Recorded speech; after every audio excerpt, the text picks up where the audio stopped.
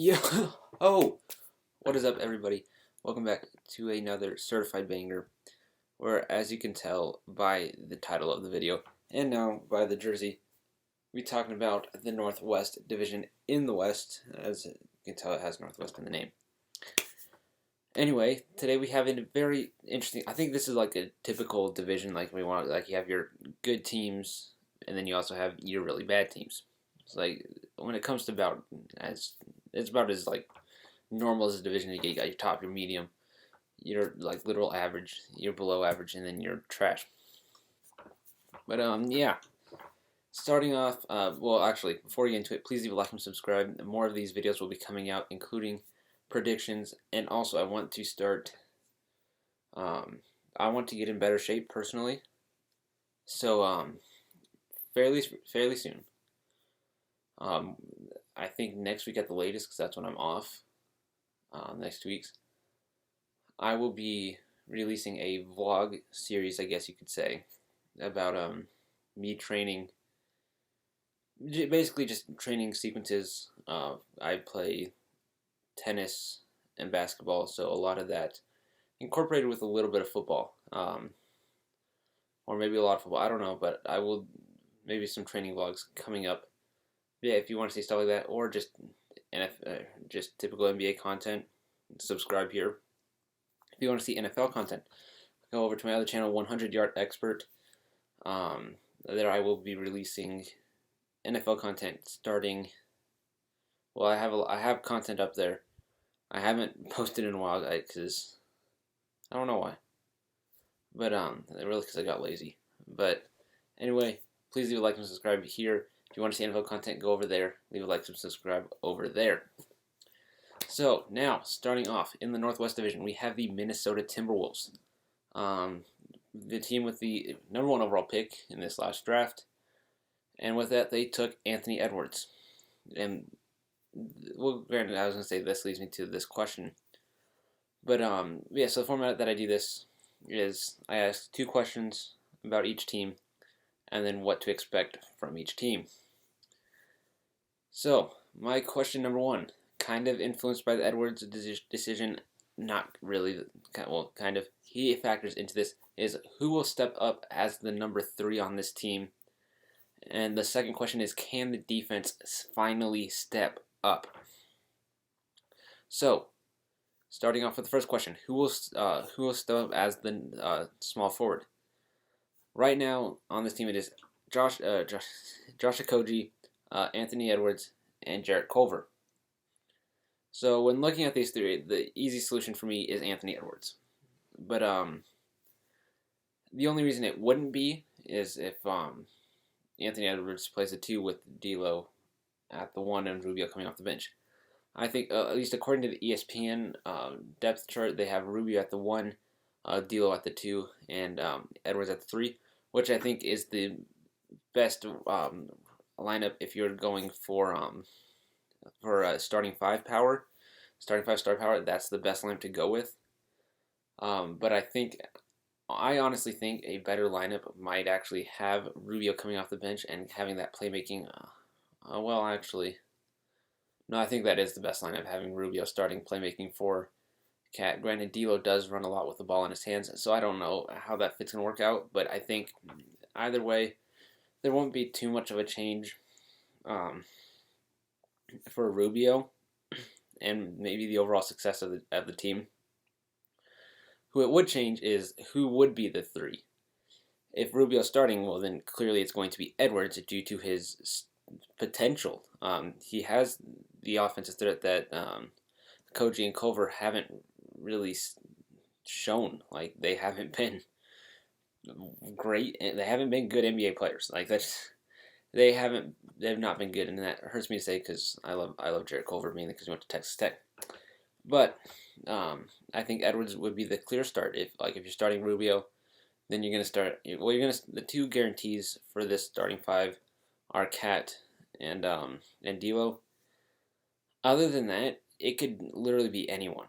They could start Rubio, but they could also have him coming off the bench, having D'Lo on the 1. They could start. Well, Anthony Edwards actually is probably a lock to start off, at least for the start of the season. I think unless either Koji or Culver dominate in these preseason games, which I don't know if the Timberwolves have played already. Have they played? No, I think they played today, if I'm not mistaken. But yeah, unless the Timberwolves, either one of those two just shows out. Oh, never mind. They did. They played one yesterday, and they lost to Memphis. Okay. All right. Who they are playing tomorrow? I'm just trying to pull up some stats real quick. That's Jalen Noel. I think is that his name? Yeah, Jalen Noel led them in scoring. Okay. Well, I guess I didn't expect. I didn't really expect either Koji or Culver to be there. But anyways, if one of those two balls out in the preseason training camps, they could get the start, and hence why Rubio would come off the bench. Or maybe Edwards is coming off the bench as a developmental year. But anyway, that's enough about I think the for the most part. What it will tie into is the defense, and that's the second question of this, because it's pretty obvious. The Timberwolves are not good on defense. They're about as bad as the Hawks, if not worse. Like they suck at defense. Granted, I wouldn't be any help, but I think if whoever shows the best defense out of these three, I think gets the start. I think I think Edwards will play about similar minutes no matter what, whether he's starting or coming off the bench. But that's if a Koji shows better defense, then he will start because that is what the Timberwolves need. They need defense. They have scoring in Cat and D'Lo. They have playmaking Rubio. They don't really need Culver in there. So I think tying these two together kind of Culver is not going to be the starter. I think there's very little chance Culver is the starter and even plays a lot of significant minutes, maybe as the seventh, eighth man. But yeah, I think it's really between Koji and Edwards for that. But basically, whoever shows better defense will get the start. But now moving on to outside of the small forward position, can Cat and D'Lo improve their defense? And I honestly don't think they can. I think Cat out of the two is the most likely to improve his defense, as he does have the potential as a 7'1" big man. I think 7 foot, 6 foot, or wait, 7 foot, 7'1", 6'11", however tall he is, to play solid post defense. But I highly doubt that I don't think it is likely that he improves on defense, and I don't think that it's likely that D'Lo improves on defense. So it will come to these other players, like whoever they decide to start at the 4. If Rubio can play the defense, if Edwards or Koji can play the defense, that's what it's going to come down to if this defense can improve. And I honestly don't think it will. But yeah, what should we expect from the Timberwolves this season? They're not going to be too good. I see them ending up with another very high draft pick this year. I mean, like, the defense just isn't there. Like, you have offensive pieces, but even still, you don't have a full starting 5. Like, they don't have really a startable power forward. Because I'm blanking on who they actually have. I think they have Hernan Gomez, right? Yeah, they have one Hernan Gomez with Jake Layman, Rondé Hoss-Jefferson, and Jaden McDaniels. Naz Reid as the backups. Honestly, I would just start Jaden McDaniels at this point. Just for the hell. Like, it can't get too much worse. But yeah, so on the positive note, I think Anthony Edwards competes for Rookie of the Year, especially if he's starting. He definitely competes for Rookie of the Year. And Cat is competing for all NBA first or second team. And then as for D'Lo, he plays solid. I don't think he'll compete at he'll be on an all-star level this year, but he will definitely have a very solid year. So now moving on to the Oklahoma City Thunder.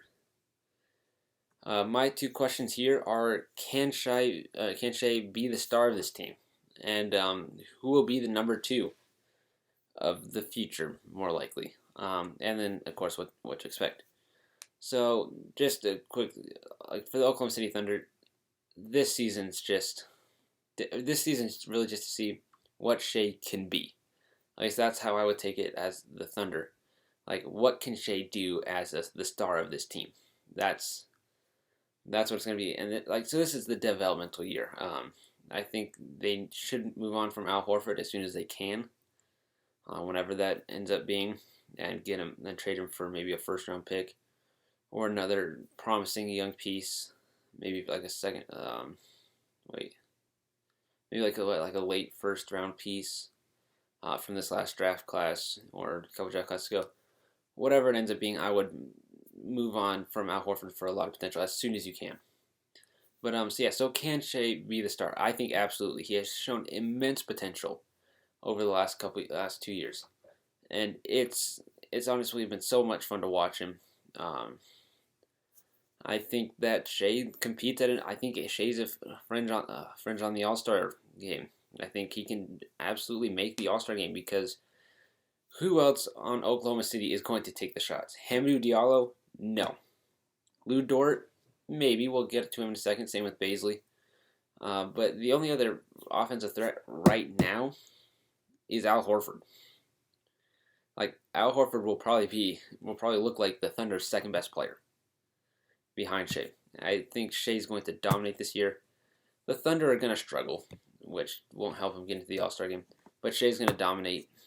And I think Shea can absolutely be the star and future franchise piece, current franchise centerpiece of the Oklahoma City Thunder.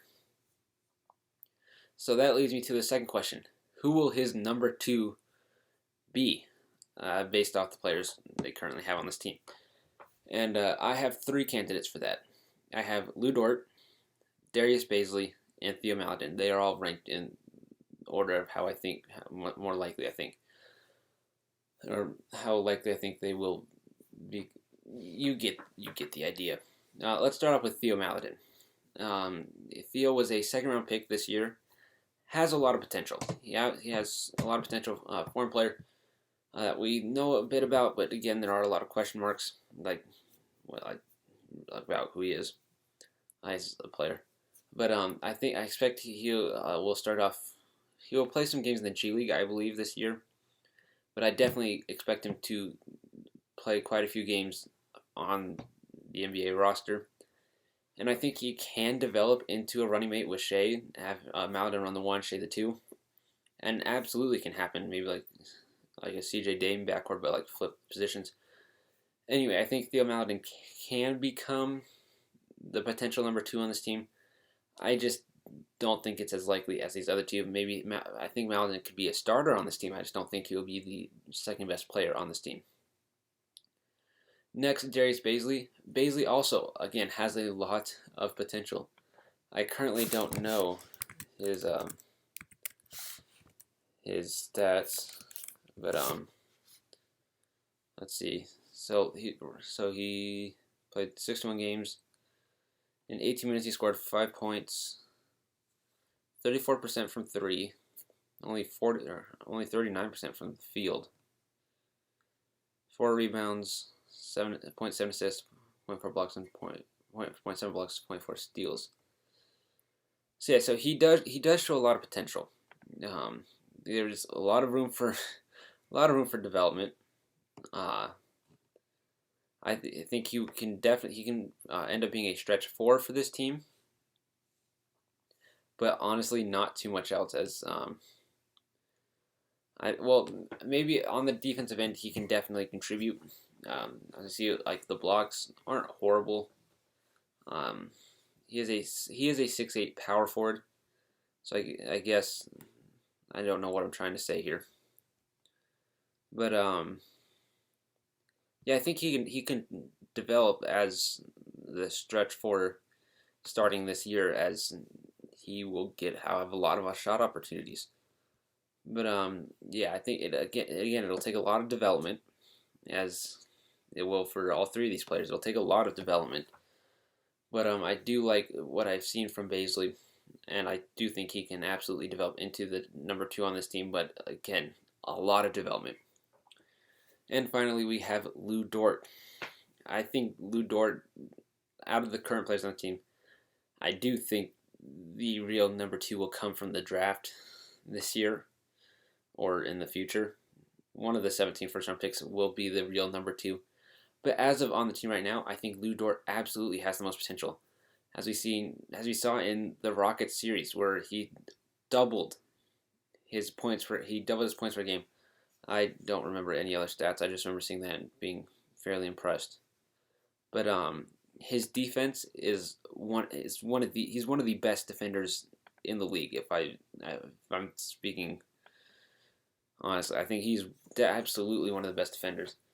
But yeah, in the postseason, in only 7 more minutes, his both percentages, all his percentages, field goal, 3-point, and free throw, all went down. Yet he still averaged 12.5 points, 3.7 rebounds, 1 assist, 1 block, 0.3 steals, 4 fouls. But basically, he grew in just about every stat except for his percentages and steals. But that does include the negative ones and fouls and turnovers. But I do think he has absolutely shown the most potential, as we saw in Game 7. 30 points on 47%, 48% shooting from the field, 50% from 3, and 67% from the free throw line. The free throws definitely need to improve. But I think Dort has showed the most potential out of those 3 players to become Shea's number 2. But yeah, I don't like all of them as my number 2 option. I would much prefer someone from this upcoming draft. But I think this could develop into a pretty solid starting 5. As I need a quick refresher on this draft class. As you could run it with Maladon at the 1, Shea at the 2, Dort at the 3, Baisley at the 4, and then depending on where they land, maybe Evan Mobley at the center. I'm quickly just looking through the draft class real quick. So I will work on learning this class, but I don't have it quite memorized yet. Usman Garuba maybe a little undersized at 6'8", but Daron Sharp from North Carolina.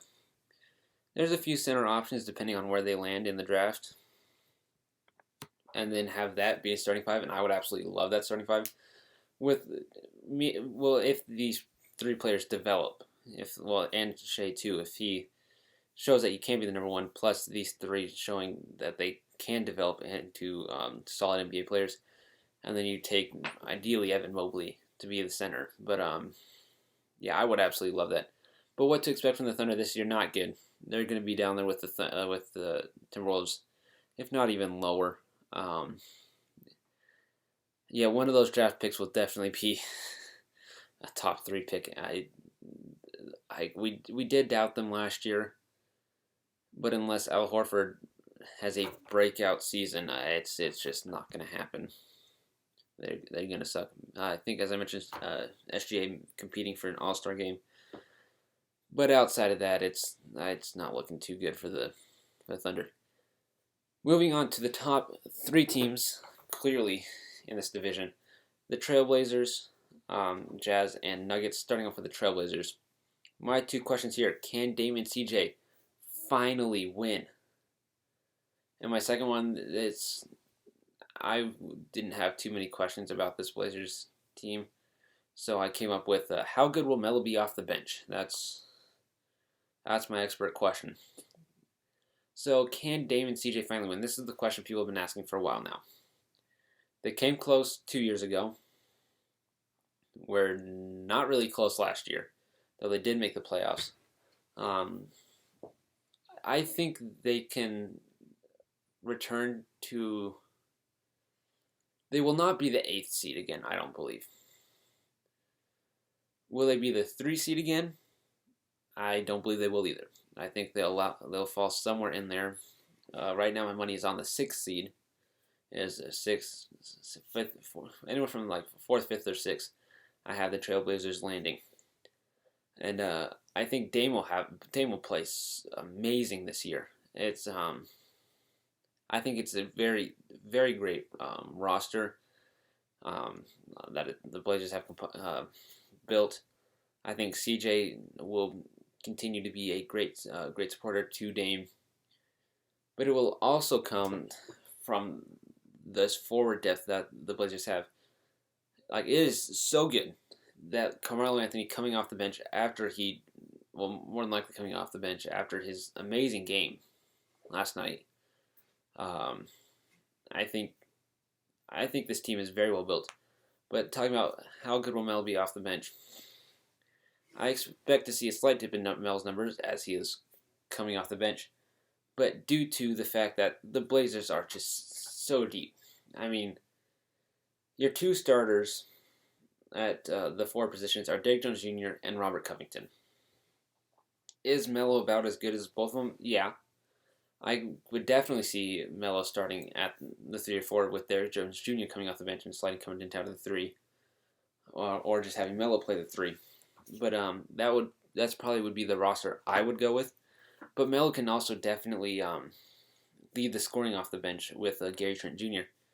But this isn't even a fully healthy Blazers team. Once Collins gets back, that's another player that will take minutes away from Melo. And then you also have Enes Kanter, who can at times play with Nurkic on the court. So this team in the front court is pretty deep. I mentioned Gary Trent quickly. He can play the small forward position as well. This team is very deep, and hence when we get to expectations, I think they're a great team. I think Damian Lillard has an MVP-esque season this year. I think he gets a lot of support from CJ, from Jones Jr., Covington, Nurkic, Melo off the bench, Trent. This team is built very, very well. However, I did mention I have them landing for anywhere from 4th to 6th because the West is just too deep. The top 3 teams in the West, I think would be the number 1 team in the East. And no offense to Giannis and the Bucks, but I think the Lakers are better. The Mavs and Clippers is very close. And then maybe you want to throw the Nuggets in there, or whoever else you want to throw. I think they would definitely be one of the best teams in the East, without a doubt. But here in the West, it is getting a bit more even East and West, but the West is still way too dominant for any team to stand out. But I do think the Trailblazers have a very amazing team and definitely can make a playoff push. But the West is extremely deep, hence why I have them anywhere from 1st to 10th, really. But realistically, 4th through 6th is where I have them falling most of the time.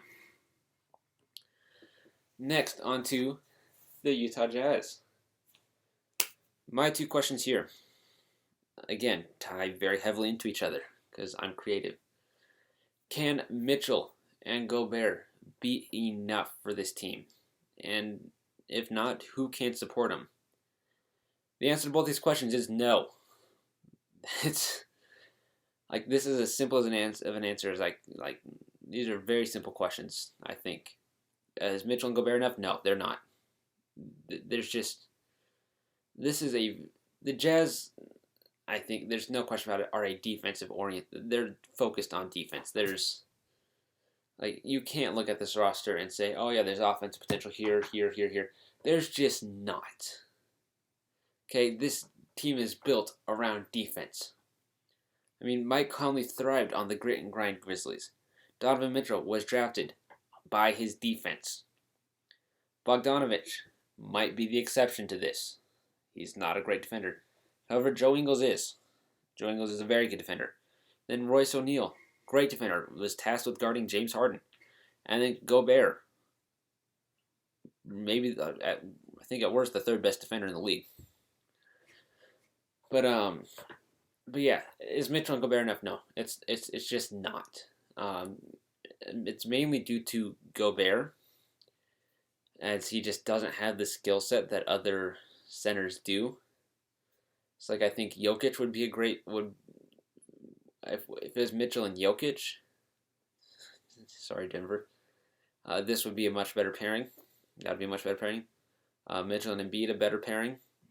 Mitchell and Cat a better pairing. Mitchell and Bam maybe even a better pairing, because all those they don't have the defense that Gobert does, but they do bring both defense and offense to the table. Jokic is probably the worst defender out of the four, with Embiid. Cat is the worst defender. I forgot he existed. Cat and Jokic are probably two worst with Embiid, and Bam probably has the best defense out of the four. But yeah, so I think Mitchell and Bam would probably be the best fit. However, that's not the case, and it's Mitchell and Gobert, which, and because of that, it's nowhere near enough. As I think the playoffs proved, Mitchell did literally everything he could, and they still lost. Like, yes, it was to an amazing Nuggets team, but that just proves that Mitchell and Gobert is not enough. This team is not enough. Yet they did nothing. In fact, for whatever reason, the Jazz think this is such a good enough team that when it came to the draft, they drafted the two positions they didn't need. Like, I don't think, I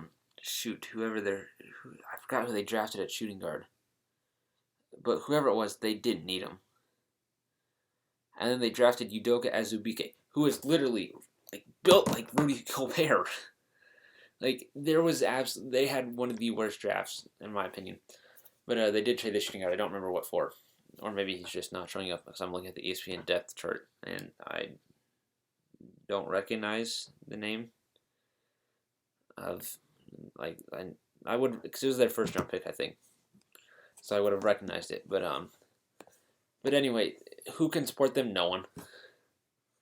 I mean, if you look at this team, I mean, Conley can play make, so he'll work well with Gobert.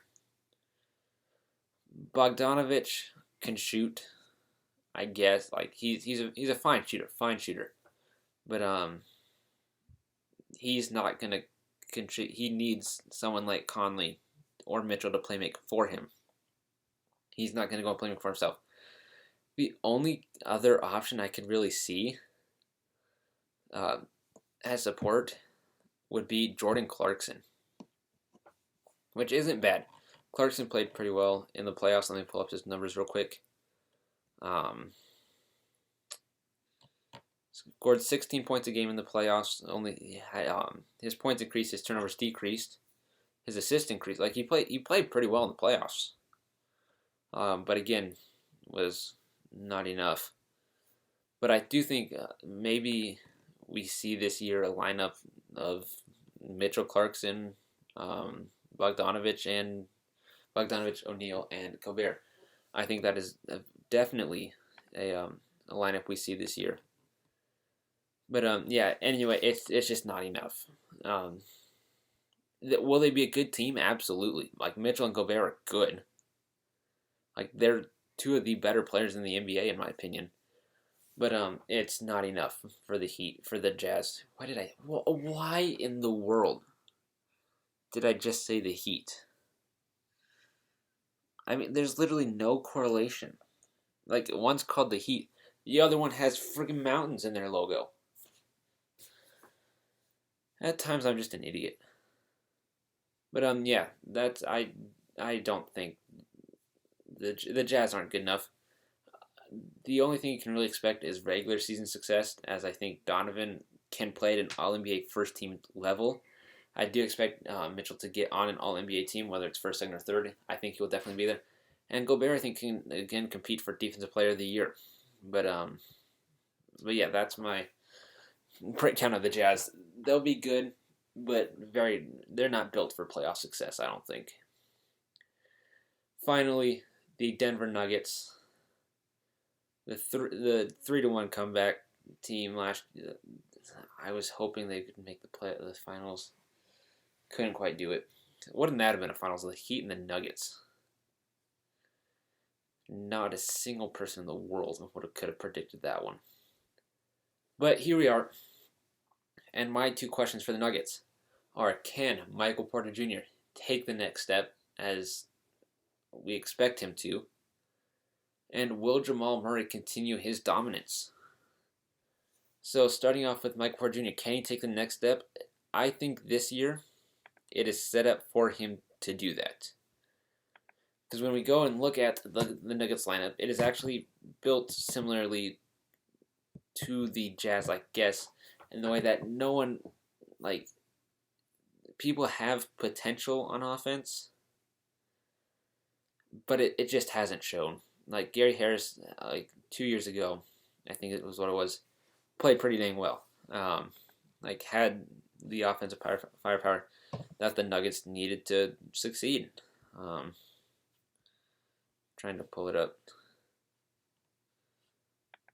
Sorry.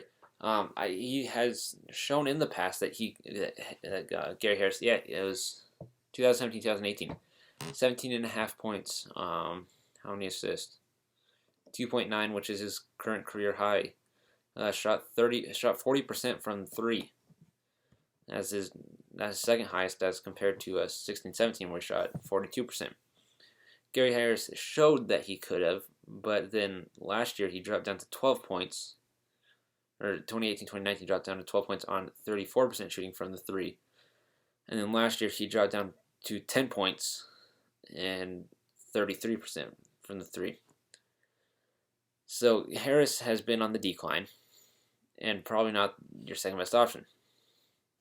Well, Jokic can score, but he also thrives as a playmaker, as he was 13th in the league in assists. Very close to a triple-double. He had 19.9 points, 9.7 rebounds, and 7 assists. He is a playmaker, but not really your second best scoring option. As the number 2, he scored 20 points a game, which isn't bad, but which was actually more than Murray. I did not realize that. Okay, well that is actually shocking to me. But when you look at this lineup, especially after the postseason, Murray is the clear number 1 option now. But Murray's averaged, I'm looking at his career stats now, he has been 0.1 points per game in his rookie. He was 0.1 point per game away in his rookie season from averaging 10 plus his entire career. But Murray is the clear number 1, as I mentioned multiple times, I think. But there's just no one else, and that's where it's set up for Michael Porter Jr. Everybody else has potential to be the number 2, especially Jokic, as he apparently was the number 1 last year, and I just didn't realize it. But Michael Porter Jr. has the offensive capability, as we have known for a very long time. He was, I think, in high school, he was the number 1 overall pick he was projected to be the number 1 overall pick. But he did have an injury, his back injury at Missouri, which caused him to fall. But he is now here, and he played very well in the playoffs. Hence why this question is can he take the next step? As ideally, if I'm the Nuggets, I want Murray as my 1, Porter as my 2, Jokic as my 3, kind of as the playmaker for everybody else. But I hope Porter can take the next step, and I think he will. I think Porter Jr. will definitely take the next step this year. So number 2, will Jamal Murray continue his dominance? And quickly, what I mean by dominance is if I want to try and pull up these games real quick. Well, just a quick postseason run, postseason run through the stats. 26.5 points per game, 6.6 assists, 4.8 rebounds, on 45% from 3, 50.5% from the field, and 89.7% from the line. 0.9 steals. Let me try and pull up his postseason. There we go. So okay, no, it's not gonna. Can't find an in-depth breakdown. Let me on at least from ESPN. Nuggets.